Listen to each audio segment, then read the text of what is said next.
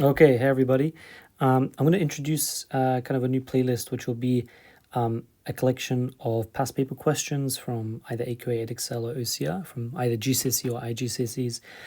Some questions that some of my students have sent that are maybe a bit more tricky.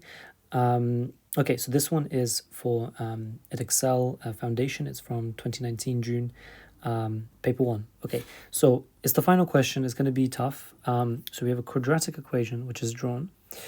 And it says that we have this, okay. Let's just check a little bit. So we have -3, and we know that that is the y-intercept, and it crosses at -3, which is good. Then it says write down the coordinates of the turning point on the graph. Now, turning point is another way of saying stationary points. And stationary point you can think of as when it's flat. Another way of saying it, now it depends on the shape, is either minimum or maximum points.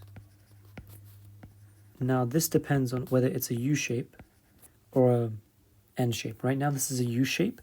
It's a U shape because the coefficient of x squared, the number in front of the x squared, is positive. So that's going to be the point where it starts to turn the other way. So it's going this way and then it starts to go that way. That's the turning point. How do we find it? Well, let me take a different color. All we do is draw a horizontal and vertical line to the x and y. And so we get it crosses at 1 for x and at -4 for y. And that's it. Then, this one's a bit more tricky. It says, use the graph to find the roots of this equation. Very tempting to maybe just, to complete the square or factorize and find it. It's the same thing. So when you factorize, right, you'll end up with maybe like, just randomly, you might get two kind of solutions, x minus 1 maybe, and, one of them will be x is 1, right, for example. That is what we're looking for. But what does that actually mean? The roots are, when you solve this, where it crosses the x. So it's going to be here, and it's going to be here. So that's at -1 and at 3.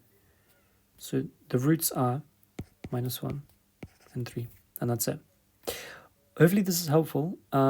As you guys are working through, just maybe comment, what kind of questions you want me to cover, maybe a particular question from a past paper. Happy to run through it. And yeah, thanks.